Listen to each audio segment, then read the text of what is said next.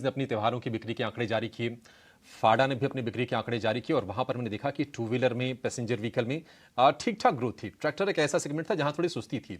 लेकिन अगर हम नवंबर की बात करें तो आंकड़े किस तरह के आएंगे, क्या अनुमान है, कहां अच्छे आंकड़े आएंगे, कहां थोड़ी सुस्ती दिखेगी, ये तमाम आंकड़े लेकर हमारे साथ हमारे जुड़ गए हमारी सहयोगी सृष्टि शर्मा। सृष्टि, बताइए क्या उम्मीदें हैं ऑटो बिक्री को लेकर?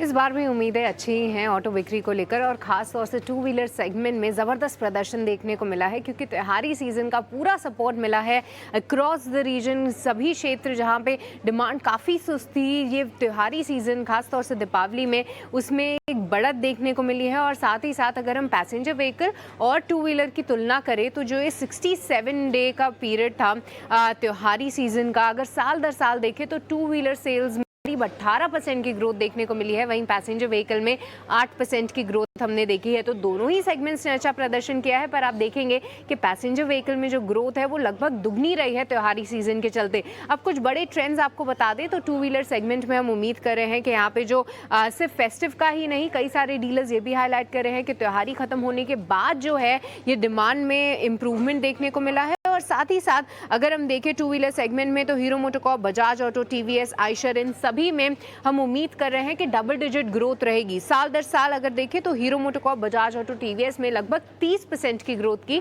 हम उम्मीद लगा के चल रहे हैं। इसके अलावा पैसेंजर व्हीकल सेगमेंट में आते हैं तो यहाँ पे डिमांड में कोई कमी अभी तक तो नहीं देखने को मिली है, पर कई सारे डीलर्स का मानना है कि जैसे हम नए साल में जाएंगे थोड़ा सा सुस्ती हम ज़रूर देख सकते हैं।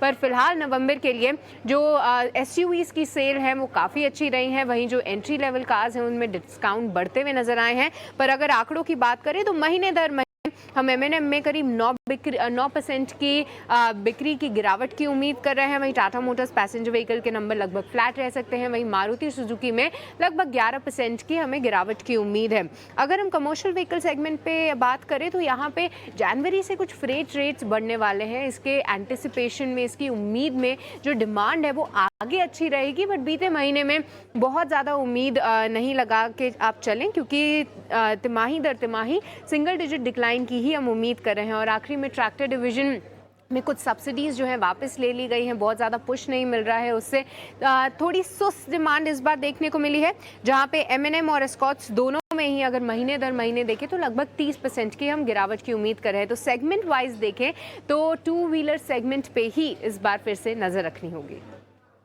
बहुत शुक्रिया। टू व्हीलर सेगमेंट पे ही फिर से नजर रखनी होगी। ये स्टार्ट ऑफ द शो में भी हम बात कर रहे थे, आपके डेटा भी हमने व्यूवर्स को एक बार समझाया भी, लेकिन अच्छा आपने में हमें पूरा समझाया कि M&M में ये जो ताबड़तोड़ तेजी आज दिख रही है और ये एक अंडर परफॉर्मर भी रहा है as compared to the relative peers इस साल के लिए। पिछले साल तो बड़ी वेल्थ क्रिएट की है M&M ने, लेकिन अब जिस तरह से चाल आपको दूसरे स्टॉक्स में दिख रही है वहां पर, क्योंकि इनकी सेल्स फिगर्स इतनी स्ट्रॉन्ग नहीं थी, लेकिन इस मंथ की सेल्स फिगर्स, नवंबर मंथ की सेल्स फिगर्स में स्ट्रॉन्ग डेटा जो हमें सृष्टि बता रही है आने की उम्मीद है।